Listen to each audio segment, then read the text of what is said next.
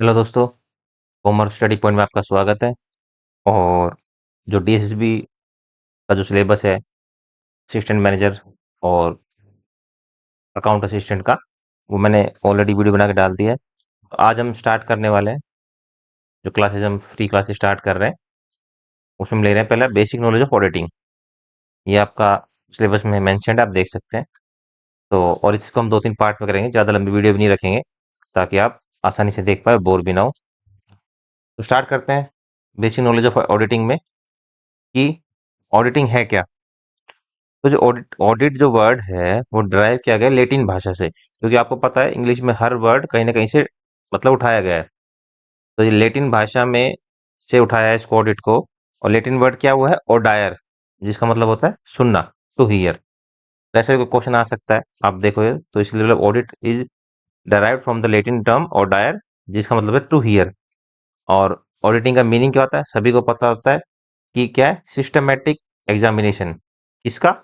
Books का, accounts का, किसी ऑर्गेनाइजेशन की, ताकि ऑडिटर अपने आप को संतुष्ट कर पाए कि उस ऑर्गेनाइजेशन की जो भी बैलेंस शीट और प्रॉफिट लॉस बने हैं वो प्रॉपर है, अकॉर्डिंग टू वही स्टैंडर्ड्स है, और कोई भी उसमें मतलब गड़बड़ झाला नहीं है, और वो ट्रू एंड फेयर भी दे रहे हैं रिगार्डिंग द ऑर्गेनाइजेशन परफॉर्मेंस। ठीक है ना? तो ये तो बेसिक डेफिनेशन सबको पता होता है, तो उसमें ज़्यादा टाइम लगाने की जरूरत है नहीं कि वो ऑडिटिंग का क्या मतलब होता है। उसके बाद चलते हैं फीचर ऑफ ऑडिटिंग। क्या होता है कि सबसे पहले तो पता ही है, सिस्टमैटिक और scientific examination of books of account. किसी भी ऑर्गेनाइजेशन की बुक्स का सिस्टमैटिक जो हम एग्जामिन करते हैं, ऑडिट में करते हैं। दूसरा क्या है, ऑडिट करता कौन है, इंडिपेंडेंट पर्सन या बॉडी ऑफ पर्सन, यानी प्रोप्राइटरशिप या कोई पार्टनरशिप फर्म वगैरह, कोई भी कर सकता है, डिपेंडिंग अपॉन द जो भी लिमिट दे रखी है किसको किससे कराना है। ठीक है ना? Who are duly qualified for the job. फिलहाल तक तो सीए ही है, आगे सुनने में आ रहा है कि सीए में भी चाह रहे हैं कि हमें भी करें, और गवर्नमेंट सोच भी रही है ऐसा उनको करने के लिए। फिलहाल तक सीए कि सीए ऑडिट करते हैं। ठीक है ना? करते क्या इसके अंदर, वेरिफिकेशन, वेरीफाई करते हैं किसको, कि जो कंपनी अपना प्रॉफिट लॉस दिखा रही है, बैलेंस शीट में असेट वगैरह दिखा रही है, वो सही भी दिखा रही, नहीं दिखा रही, कहीं ओवरस्टेट तो नहीं दिखा रही अपने आप को अच्छा दिखाने के लिए, जैसे कि सत्यम कंपनी में हुआ था। ठीक है ना? वो अपने आप को ओवरस्टेट दिखा रहे थे, तो वो ऑडिटर वेरीफाई करता है कि भाई जो कंपनी अपना प्रॉफिट लॉस दिखा रही है या असेट और लायबिलिटी वगैरह दिखा रही है, सब कुछ ऐसा ही है जैसा वो दिखा रही है। ठीक है? अगला क्या है, audit is critical review of the system of accounting and internal control, यानी अकाउंटिंग पॉलिसी जो फॉलो कर रही है वो सही कर रही है, इंटरनल कंट्रोल जो है वो भी सब ढंग से बनाए हुए हैं, प्रॉपर मेकर चेकर सिस्टम है, सब कुछ है। उससे अगला क्या है, audit is done with the help of voucher document information explanation received from the authorities. मतलब वो ये कि ऑडिट क्या करता है कि भाई वाउचर वगैरह जो है उनको चेक कर लेते हैं, डॉक्यूमेंट, कोई कहीं कुछ खरीदा है उसका इनवॉइस देख लिया, या कुछ क्रेडिट पे है तो जो थर्ड पार्टी उसे कंफर्मेशन के ले ली, और ले ली, मेल पे ले ली, या मैनेजमेंट वगैरह उनसे ले ली, तो उसी उसी के बेस पे ऑडिट किया जाता है। उनसे ही कंफर्म लेके कि हाँ भाई आप क्या बता रहे हो, बुक्स क्या दिखा रही है, ये सब ऐसा होता है। ठीक है ना?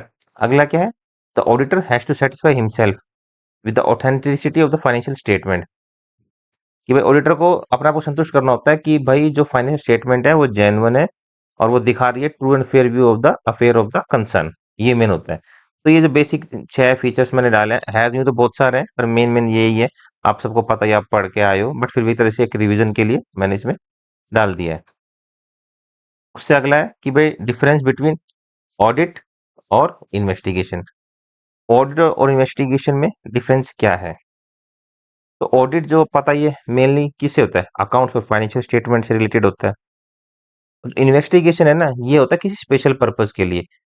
मतलब कि जैसे कि अगर सपोज जो ओनर है मतलब कंपनी के, या फिर कोई आउटसाइडर है या शेयर होल्डर है, उनको लग रहा है कि भाई ये जो कंपनी है ये कुछ गड़बड़ कर रही है, जैसे कि मतलब फंड को किसी और पर्पज के लिए यूज कर रही है, जैसे टेरियर फंडिंग होता है, ब्लैक टू वाइट होता है, अनएथिकल एक्टिविटी है, या डिपार्टमेंट को लग रहा है कि भाई टैक्स की चोरी हो रही है, या जो भी कुछ इस तरह का कोई स्पेशल पर्पज है कि भाई हमें सिर्फ इस चीज के लिए कराना है, तो वो इन्वेस्टिगेशन होता है। सारी चीजों के लिए नहीं होता, सिर्फ किसी एक पर्पज के लिए होता है इन्वेस्टिगेशन। ऑब्जेक्टिव क्या होता है, जैसे ऑडिट का तो अपना क्या है, ओपिनियन फॉर्म करना फाइनेंशियल स्टेटमेंट पे। इन्वेस्टिगेशन में क्या है कि भाई वो स्पेसिफिक पर्पज जो भी है उसके ऊपर अपनी राय देना कि भाई ऐसा हो भी रहा है, नहीं हो रहा। वो इन्वेस्टिगेशन है। पीरियड की बात करें तो ऑडिट तो जनरली साल के अंत में ही होता है, और इन्वेस्टिगेशन में ऐसा कुछ नहीं 1 साल, इसमें तो 8 साल, पिछले 10 सालों का भी हो जाता है, depending upon the severity of the case, कि भाई किस चीज का हो रहा है। जैसे टेरर फंडिंग या जैसे ब्लैक टू व्हाइट है, तो इसमें तो 8 8 10 10 साल का भी टाटा ले लेते हैं करने के लिए। ठीक है ना।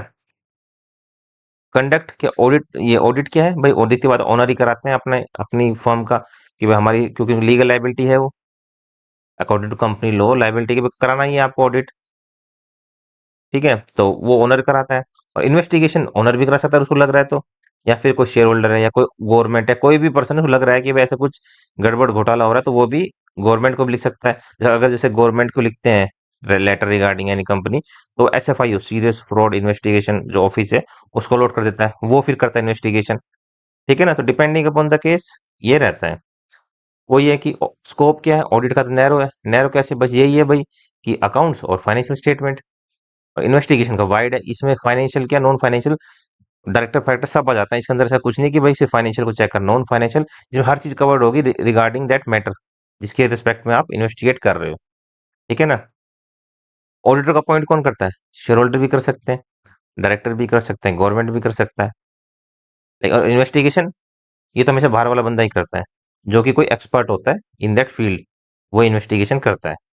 ठीक है ना।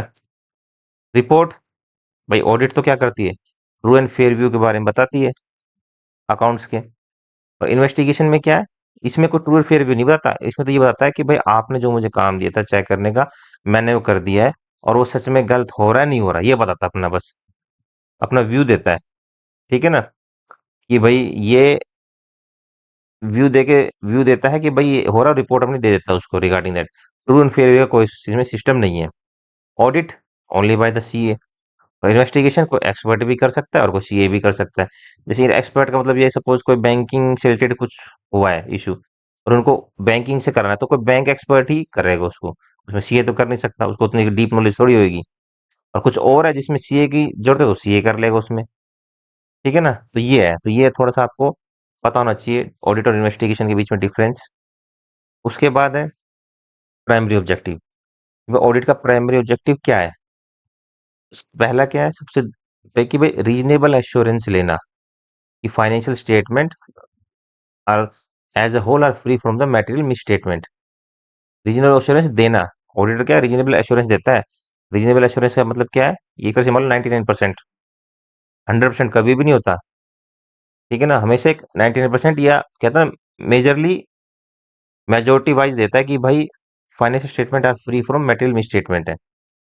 ये जो केस है किंगस्टन कॉटन मिल्स केस, जो 1896 का है, ये इसी से रिलेटेड है। इसमें क्या था कि ऑडिटर ने जो फर्म का जो भी कंपनी के मैनेजर थे, उनसे स्टॉक की वैल्यू ले ली, स्टेटमेंट जो भी कि भाई क्या वैल्यूशन है, और उसी के बेस पे आगे अपना काम कर दिया। अब कंपनी जो था उन्होंने भी, जैसे हम इंटरनल ऑडिट कराते हैं ना डिविडेंड देने से पहले, कंपनी ने भी उसी के बेस पे और डिविडेंड दे दिया। बाद में पता चला होगा कि भाई वो जो था मैनेजर, उससे गलती हुई है जो भी था, वो उसने जो स्टॉक की वैल्यू ज्यादा दिखा रखी थी जबकि उतनी थी नहीं। तो बाद में फिर ये ऐसा मतलब आया कि भाई अगर ऑडिटर ने उसकी बात ना मान के खुद चेक किया होता, तो ये गलती ना होती और कंपनी डिविडेंड भी नहीं देती। ठीक है ना। तो फिर वही कोर्ट में गया मामला, तो फिर कोर्ट ने फिर ये बोला कि भाई आप ऑडिटर को जिम्मेदार नहीं ठहरा सकते इस चीज के लिए। और एक जो स्टेटमेंट जो हम सुनते हैं ना कि auditor is a watch dog and not a blood hound, वो यहीं से आई थी, कि भाई देख सकता है, ठीक है, ऐसा नहीं कि हर चीज में घुसेगा ये। जो इसको लगेगा कि जहाँ गड़बड़ है, इसे खुद एक बोलते हैं प्रोफेशनल स्केप्टिज्म, और ऐसे कई सारे कॉन्सेप्ट होते हैं कि जहाँ इसको लगेगा ना कि भाई यहाँ गड़बड़ है, वहीं चेक करेगा। ऐसा नहीं कि हर चीज में घुसता रहेगा, फिर तो ऑडिट कभी खत्म ही नहीं होगी, तो हर चीज में घुसने लग जाएगा तो। ठीक है ना। तो ये रहा if there is anything calculated to excite suspicion, यानी कुछ ऐसी चीज जो उसको उसके अंदर जागृत कर रही है कि भाई शक के घेरे में ला रही है कि ये चीज हो सकती है, उसमें तो वो कर लेगा इंक्वायरी। और जहां उसको नहीं लग रहा कि भाई कुछ गड़बड़ है, वहां वो दूसरे के उसमें भी रिलाई कर सकता है। ठीक है ना, तो ये इसलिए इसको कहते हैं कि वो रीजनेबल एश्योरेंस देता है, हमेशा कभी भी 100% एश्योरेंस नहीं देता। ठीक है। और दूसरा क्या है, to form an opinion. Audit का क्या ऑब्जेक्टिव है, टू फॉर्म एन ओपिनियन कि भाई as to whether the books of account and the financial statement show true and fair view of the business. तो वो ओपिनियन अपना फॉर्म करता है कि भाई जो बुक्स ऑफ अकाउंट है ट्रू एंड फेयर व्यू कर रही है नहीं कर रही।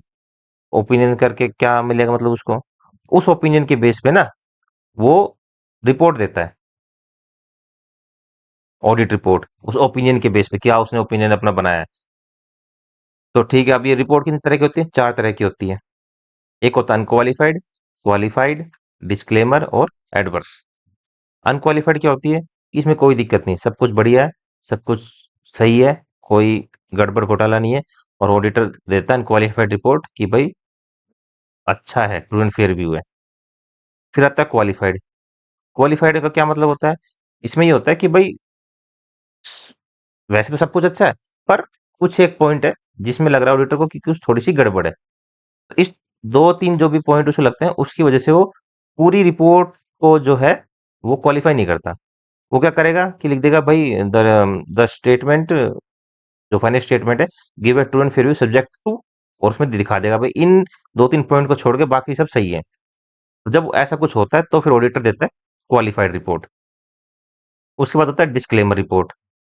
डिस्क्लेमर रिपोर्ट में क्या होता है कि भाई ऑडिटर को एक तरह से हाथ बांध दिए, वो कुछ अपने एविडेंस नहीं ले पा रहा, या कहीं से कुछ उसको क्रॉस चेक करना वो नहीं कर पा रहा, क्योंकि जो भी ओनर है जो भी कुछ है वो उसको रोक रहा है उस काम करने से। तो जब ऑडिटर काम नहीं कर पा रहा तो वो क्या देगा, अपना रिपोर्ट क्या देगा या व्यू क्या बनाएगा। तो उस केस में डिस्क्लेमर देता है कि भाई इसमें देखो देख रखे ना, the auditor does not express opinion on the certain matter included in the financial statement.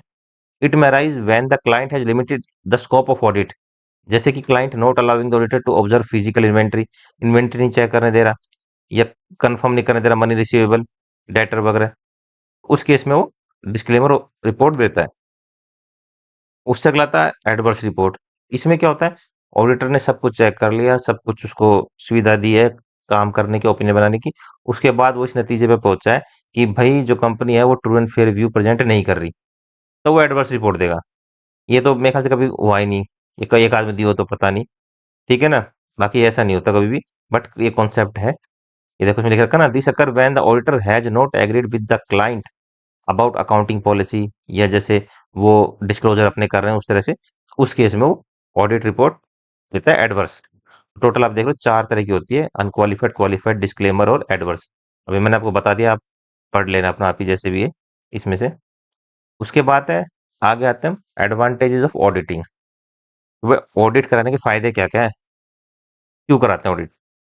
तो सबसे पहला तो क्या है, knowledge of the actual position of the business. Company को अपने बिजनेस के पता चल जाता है कि भाई हमारा जो प्रॉफिट है वो सही भी है नहीं है, उसके बेस पे हम आगे इन्वेस्टमेंट कर सकते हैं, या फिर हम डिविडेंड दे सकते हैं, क्या कुछ है, तो वो एक कंफर्मेशन होता है कि हाँ भाई जो दिखा रहा है बुक्स में वो एक्चुअल में हमारे पास एग्जिस्ट कर रहा है।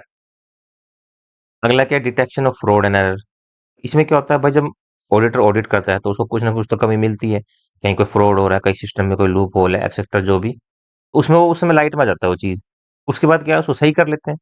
इसमें क्या होता है कि भाई ऑडिट में जो फ्रॉड और जो एरर आए वो अगली बार होने के चांस खत्म हो जाते हैं, क्योंकि वो पकड़ में जाते हैं और वो सही कर लेती है कंपनी। तो ये एक एडवांटेज होता है। उससे बाद क्या है, मोरल प्रेशर ऑन एम्प्लॉइज। इसमें क्या होता है कि भाई जैसे जो ऑडिटर है, अब वो जिसका जो इंटरनल ऑडिट होता है, तो ऑडिटर मतलब साल के एंड में भी हो रहा है, अब एम्प्लॉय को पता है कि हमारा काम चेक होएगा कभी ना कभी, तो चाहे बीच में हो चाहे लास्ट में हो, तो उन पर प्रेशर रहता है कि हम अपना काम ढंग से करें, एफिशिएंसी से करें, और कोई गलती ना करे, ताकि बाद में हमें जिम्मेदार ना ठहराया जाए। तो एक तरह का मोरल प्रेशर रहता है, तो ये भी ऑडिट कराने का अपना फायदा होता है। उसके बाद क्या होता है, प्रॉपर वैल्यूएशन ऑफ बिजनेस। इसमें क्या है कि जब भी जैसे कि मतलब कोई अपना वो कन्वर्ट करता है, जैसे होता है ना पार्टनरशिप उसमें कर रही है, फर्म को कंपनी में कर रही है, या फिर किसी कंपनी को बेचा जाता है, या फिर मर्जर होता है, एक्विजिशन होता है, उस केस में जो है वो ऑडिटेड जो अकाउंट होता है उसी पर रिलाई किया जाता है कि भाई उस बंदे ने अगर साइन कर रहे हैं इसके ऊपर तो असेट की वैल्यू यही होगी, गुडविल की वैल्यू यही होगी, वो है। तो ये इस केस में बहुत, इन केसेस में बहुत हेल्पफुल होता है ऑडिटेड स्टेटमेंट ना। तो ये है प्रॉपर वैल्यूएशन ऑफ बिजनेस हो जाता है हमारा, कि हमारा ये वैल्यू आज के टाइम में बिजनेस की।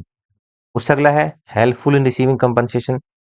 जैसे मतलब वो ये है कहीं चोरी होगी कंपनी में, या जैसे गोडाउन में, या फिर आग लग गई, तो इंश्योरेंस कंपनी वाले भी ऑडिटेड स्टेटमेंट ही मांगते हैं क्लेम को सेटल करने के लिए। तो वहां आप अपना ऑडिटेड स्टेटमेंट दिखा के अपना कंपनसेशन ले सकते हो, ये फायदा होता है। फिर helpful in formulating dividend and bonus plan. इसमें क्या होता है, जैसे मतलब कंपनी को डिविडेंड देना है तो कभी कभार कंपनी इंटरिम ऑडिट भी करा लेती है बीच बीच में, कि भाई हमारा कितना प्रॉफिट क्या कुछ और हम डिविडेंड देने लायक है या नहीं है। उसमें भी कंपनी को हेल्पफुल करते हैं, भाई पता चलता है एट प्रेजेंट आपका ये प्रॉफिट है, आप देना चाहो दे सकते हो। उससे क्या होता है कि भाई शेयर होल्डर भी खुश हो जाते हैं कि हमें भी कुछ मिल रहा है, ठीक है ना। और उसकी कंपनी पे फेथ भी बढ़ जाता है। ये तो वो है कि इंटरिम ऑडिट वगैरह करके वो हेल्पफुल होता है कंपनी को, कि भाई अपना डिविडेंड डिसीजन ले सके, हमें कितना देना है, कितना री इन्वेस्टमेंट करना है, कितना रिटेन करना है। ये टोटल इसके कुछ अपने एडवांटेज है। उसके बाद है, अब इसके एडवांटेज है तो कुछ डिसएडवांटेज भी है। अब वो देख लेते हैं डिसएडवांटेज क्या है।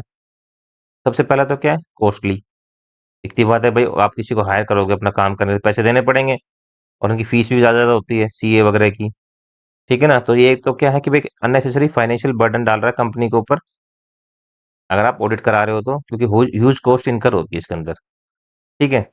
अगला क्या है, रिलाई ऑन एक्सपर्ट। वैसे तो ऑडिटर को खुद ही करना होता है, लेकिन वही ना, ऑडिटर सर्वे सर्वा तो है नहीं कि उसको हर चीज़ का ज्ञान हो। जैसे कुछ चीज़ें होती है, जैसे कि मतलब बिल्डिंग की वैल्यू है या कोई कंटीजेंट लाइबिलिटी है, उसके लिए वो, जैसे बिल्डिंग की वैल्यू के लिए जो वैल्यूअर होते हैं उन पे उनके पास जाएगा, या कंटीजेंट लाइबिलिटी है, कोई कोर्ट केस वगैरह है तो उसके लिए लॉयर की हेल्प लेगा कि भाई इसमें क्या क्या हो सकता है, आगे एडवाइस लेगा या कितनी पेनल्टी आ सकती है, क्या कुछ है। तो ये है कि इसमें ऑडिटर को बाहर वालों पे भी रिलाई करना पड़ता है, वो खुद ही सब कुछ नहीं कर सकता, ठीक है ना। अगला क्या है, impossibility of checking all the transaction. अब ये है कि एक कंपनी में तो बहुत सारी ट्रांजेक्शन होती है, सबको करने बैठ के तो फिर तो भाई चल लिया काम उसका। तो ये है कि वो सैंपल वाइज आगे हम करेंगे कि वो कुछ कुछ ट्रांजेक्शन उठा लेता है, तो ये सोच के कि भाई वो ऐसे कर करके सब कुछ एक ना ग्रुप ओपिनियन बना लेगा लेके, ठीक है। तब उस इस केस में ये हो सकता है कि जो छोड़ियो उसी में फ्रॉड और वो ही रह जाए, ऐसा हो सकता है ना। तो वो ये कि इसमें भाई impossibility of checking all the transaction, सारी ट्रांजेक्शन चेक नहीं होती, वो अपने अकॉर्डिंग ट्रांजेक्शन उठाता है, चेक करता है और उसके बेस पे आपके ओपिनियन बना के रिपोर्ट दे देता है। एक ये इसका डिसएडवांटेज है। फिर क्या है, चांस ऑफ फ्रॉड। इसमें क्या है कि भाई देखो, ऑडिटर तो खुद बैठता नहीं, उसका स्टाफ ही जाता है ना काम करने, वो तो लास्ट में अपना मेन मेन पॉइंट देख के साइन कर देता है। तो ऐसा हो सकता है कि भाई जो उसका स्टाफ है वही मिल जाए कंपनी वालों से, और भाई वही घपला करने लग जाए और ऑडिटर को बताए ना कि जी यहाँ दिक्कत है। या फिर ऐसा हो सकता है कि जो स्टाफ है वो इतना कोई क्वालिफाइड तो होता नहीं, कंपनी वाले जो टॉप मैनेजमेंट है वो इनको डराए धमकाए हैरास करे कि तुम ये पॉइंट मत लिखो, ये तो ऐसा हो जाएगा वैसा हो जाएगा। तो वो थोड़ा सा रहता है, इसलिए इसमें एक इसका डिसएडवांटेज है, चांसेस ऑफ फ्रॉड। उससे अगला है, audit is not a conclusive proof of the honesty of employees. इसमें क्या है कि भला ऐसा हो सकता है भाई इंटरनल कंट्रोल या इंटरनल चेक लगा रखा है ऑर्गेनाइजेशन ने, ऑडिटर ने देखा कि हाँ भाई मेकर चेकर वगैरह सब कुछ सही है, जहाँ वेरीफाई हो रहा है उन्होंने भी सब वेरीफाई कर रखा है, सब कुछ करके ऑडिटर ने ओके कर दिया। पर ऐसे भी हो सकता है कि भाई वो दो तीन जने जो भी वेरीफाई और एंट्री वाले हैं सब मिले हुए हैं, और उन्होंने घपला करने के लिए सब कुछ ओके ओके कर दिया और अपने खा के बैठ गए सारे, सब कुछ ओके दिख रहा है। तो यही है कि भाई auditing is not conclusive proof, 100% proof नहीं है कि भाई सारे इंप्लॉयज ईमानदार है। अगर ऑडिटर ने दे भी दी कि भाई ट्रू एंड फेयर व्यू है, उस बाद ये नहीं कह सकते कि भाई उस कंपनी इस कंपनी की ट्रू एंड फेयर व्यू है, तो इस कंपनी सब कुछ सही हो रहा है और सब कुछ सही है और सारे इंप्लॉय सब कुछ ईमानदार है, वो 100% नहीं कह सकते। ये डिसएडवांटेज है ऑडिटिंग का, ठीक है। तो उसके बाद अब देखते हैं आगे, basic principle governing and audit. यानी कि एक ऑडिट करते समय मेन मेन ऑडिटर को क्या ध्यान रखना चाहिए। तो जो हमारा स्टैंडर्ड और ऑडिटिंग 200 है, वो हमारा बताता है basic principle governing and audit, ठीक है। कि मतलब इसने कुछ पॉइंट बता रखे हैं जिन जो ऑडिटर पे अप्लाई होते हैं, और ऑडिटर को भी इन पॉइंट्स को ध्यान रखना चाहिए जब भी वो ऑडिट करे।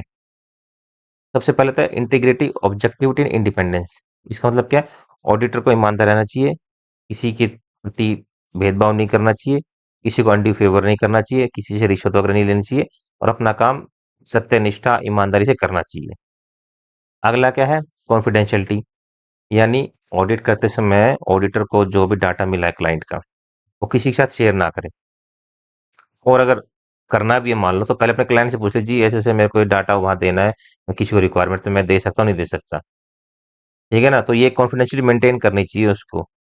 अगर भाई इसमें क्या, अनलेस देयर इज लीगल, अगर लीगल ड्यूटी तो बात ये लगे फिर तो, बाकी नॉर्मल कोर्स में नहीं करना चाहिए, ये मतलब है। इसके बाद है स्किल एंड कॉम्पिटेंस। ऑडिटर को एडिक्वेट नॉलेज वगैरह रखनी चाहिए बिफोर कंडक्टिंग द ऑडिट, कि भाई मैं किसको ऑडिट कर रहा हूँ और उस पर कौन कौन से लॉ वगैरह क्या क्या अप्लीकेबल है।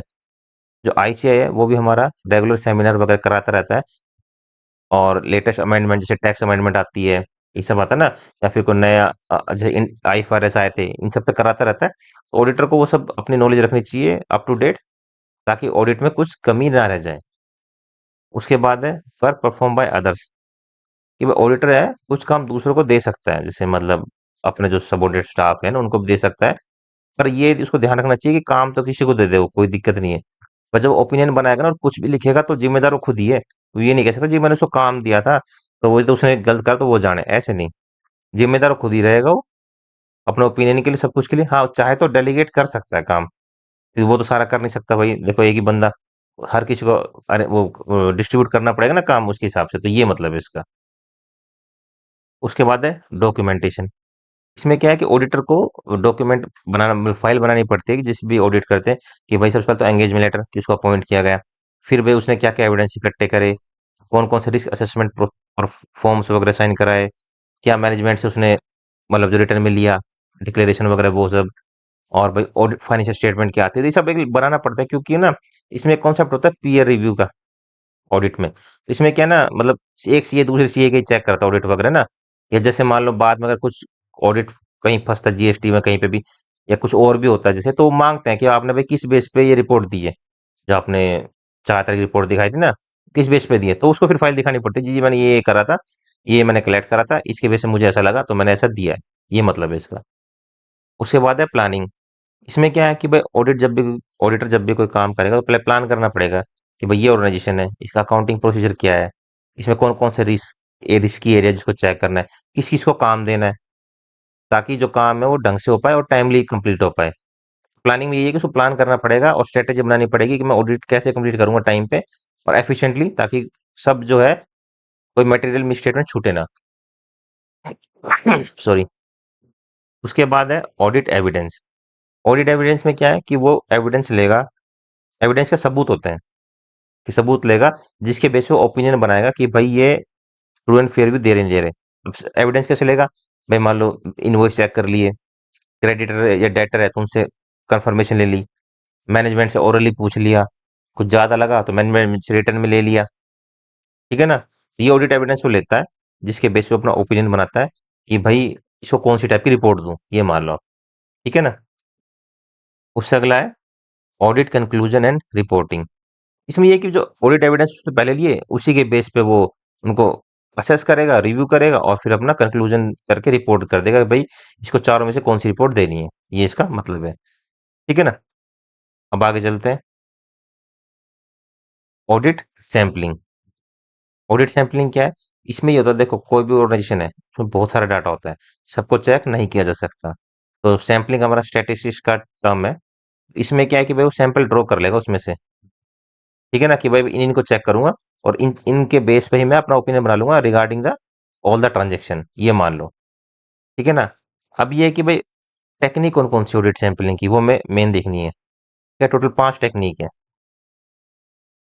तो इसमें पहले हम देखते हैं हैब्जार्ड सैंपलिंग। इसमें क्या होता है, ऑडिटर पूरा डाटा ले लेता है और कहीं से कुछ भी उठा लेता है, इसमें कोई सिस्टम विस्टम कुछ नहीं होता, जो लगता है उसको वो उठा लेता है, ठीक है ना। तो इसमें कोई वो नहीं था, इसमें ये होता है कि देखो ना, haphazard sampling adopted by the auditor in case where the sample does not follow a structure technique, तो ये होता है। अगला क्या होता है, स्ट्रेटिफाइड सैंपलिंग। तो ये जो स्ट्रेटिफाइड मतलब इसका ये है स्ट्राटा, इसमें ये मान के लो स्ट्राटा, स्ट्राटा मतलब होता है, स्ट्राटा बोलते हैं ग्रुप को, स्ट्राटा होता है ग्रुप, एक रूट वर्ड है हमारा। इसमें क्या होता है, जो ऑडिटर होता है ना वो सारे डाटा को ग्रुप में बांट देता है, फिर उसमें से सैंपल ड्रॉ करता है। जैसे कि मान लो भाई कोई पेरोल है कंपनी का, ठीक है, तो उसको ग्रुप में बांट देगा, फुल टाइम मेल से full time female, part time, और उसमें से डाटा निकालेगा फिर उसको ऑडिट करेगा, इसमें ये होता है स्ट्रेटिफाइड में। उससे अगला है सिस्टमेटिक सैंपलिंग। इसमें क्या होता है, एक है ना फिक्स इंटरवल बांट लेता है, जैसे पहले ट्रांजेक्शन लूंगा, फिर 10वीं लूंगा, फिर 20वीं, फिर 10-20 मतलब 10-10 का गैप लूंगा, फर्स्ट ली, 10 ली, फिर 20 ली, फिर 30 ली, 40 ली, 50 ली, 10-10 का गैप हो गया तो मेरा सिस्टम बन गया एक।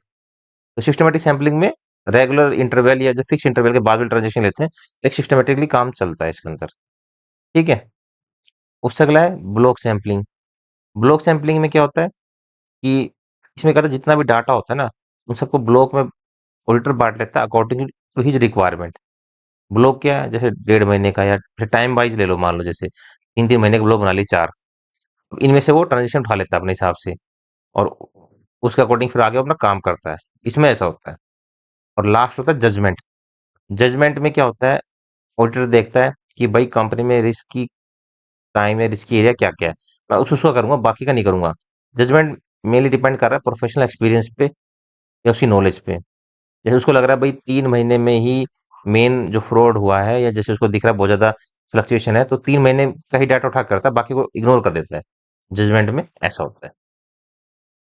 ठीक है? तो मेन यही है कि इसकी ऑडिट सैंपलिंग में 5 तरह की टेक्निक होती है, जो फॉलो होती है। तो उसके बाद अच्छा ये तो आगे का है। ठीक है, तो यार ये इतना ही करा, इतना ही मैं बना पाया, बट टाइम नहीं लग रहा मेरे को, मैं भी जॉब करता हूँ इसलिए। तो आप इसी को देखिए वीडियो को, और अगर वीडियो अच्छी लगी हो तो वीडियो को लाइक करें और शेयर भी करें ताकि और लोगों को फ़ायदा मिल पाए, और आप भी इसको बार-बार देख के अपना रिवाइज़ करें। और अगर ऐसे ही आप वीडियो देखना चाहते हैं आगे भी, क्योंकि मैं तो डालता ही रहूँगा, तो आप चैनल को सब्सक्राइब कर लें। Okay, thank you.